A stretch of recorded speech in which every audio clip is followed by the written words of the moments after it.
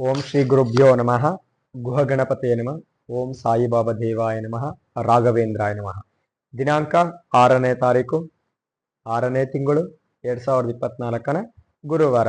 ಈ ದಿನದ ಪಂಚಾಂಗ ತಿಥಿ ನಕ್ಷತ್ರ ಯೋಗವನ್ನು ನಾವು ನೋಡುವುದಾದರೆ, ಈ ದಿನ ಗುರುವಾರ, ವಿಶೇಷವಾಗಿ ಬಾದಾಮಿ ಅಮಾವಾಸ್ಯೆ ಬಂದಿದೆ. ಈ ದಿನ ಶ್ರೀ ಕ್ರೋಧಿನಾಮ ಸಂವತ್ಸರೆ, ಉತ್ತರಾಯಣೆ, ವಸಂತ ಋತು, ವೈಶಾಖ ಮಾಸೆ, ಕೃಷ್ಣ ಪಕ್ಷ, ಶುಭ ತಿಥಿ ಅಮಾವಾಸ್ಯೆ ತಿಥಿ.